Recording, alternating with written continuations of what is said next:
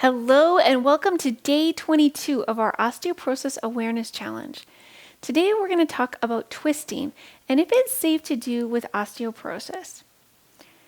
I believe in following scientific research. When new research comes to light and if it shows something different, I believe in adapting to the new research. And today we're going to talk about what research shows about twisting and bone health. If you've done any looking on the internet about what exercises are safe and unsafe to do with osteoporosis, you've likely seen that you should avoid bending forward in a way that rounds your spine, and also that you should avoid coming into twists. In looking at rounding the spine, there are numerous studies demonstrating that this is not a safe movement with osteoporosis.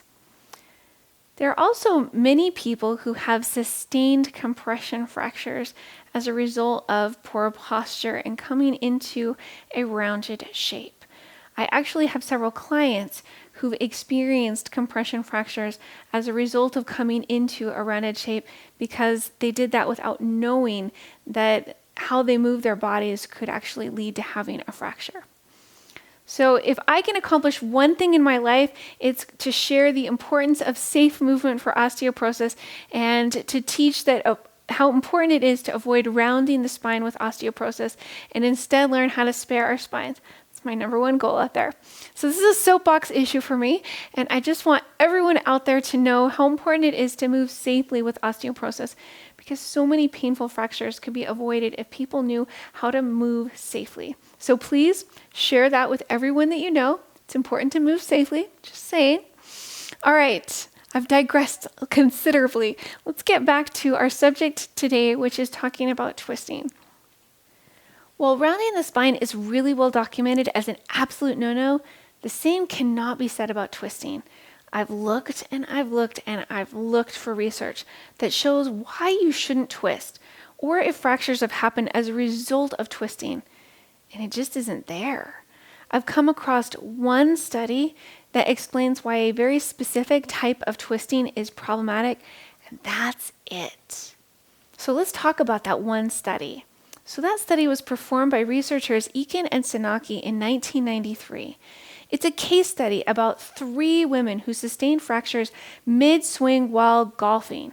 If you'd like to read this study, there's a link to it in the description for this video.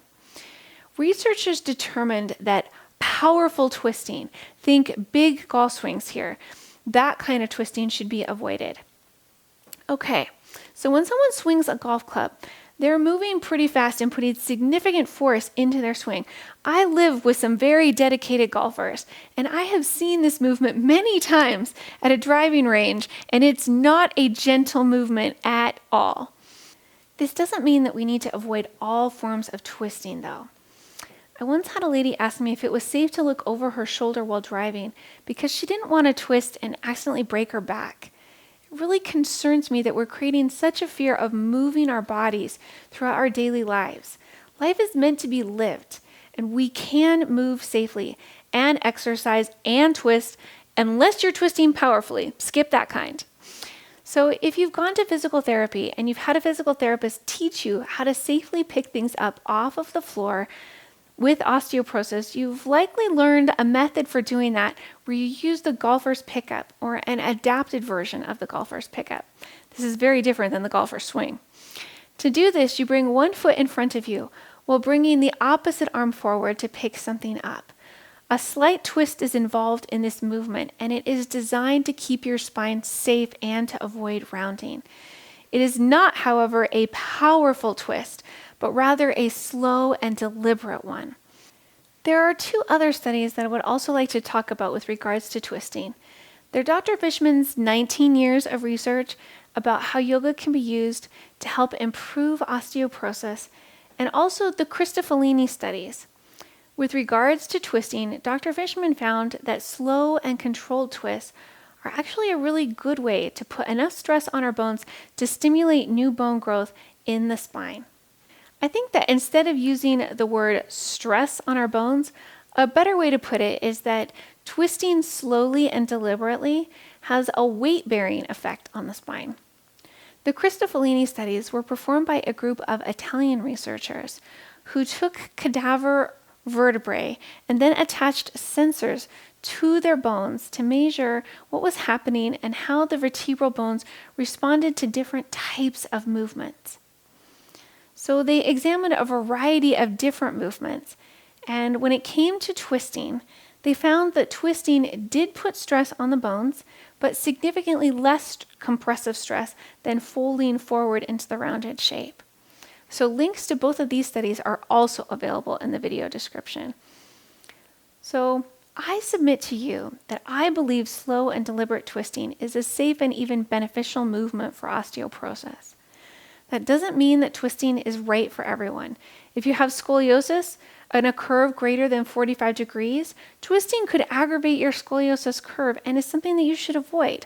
Also, if you have a rod or cement in your spine, your ability to move may be limited, and twisting may not be appropriate for you in these circumstances either.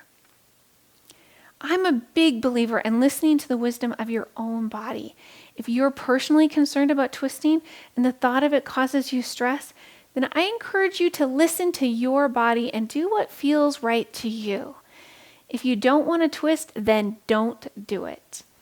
Even though there's scientific research to support twisting as a beneficial movement for improving the health of the spine, there are also other numerous ways to strengthen your spine. So if you're not comfortable with twisting, know that there are other exercises that you can do that will also help to strengthen your spine. And it's okay to find what works best for you and to accomplish the same goal in a little bit different way, in a way that does work for you, that you are comfortable with. So for our Osteoporosis Awareness Challenge today, I invite you to do one thing to strengthen your spine. It might be a twist, it might be a small back bend, or even some weight-bearing exercise. But do what most appeals to you today. And on that note, I look forward to seeing you tomorrow.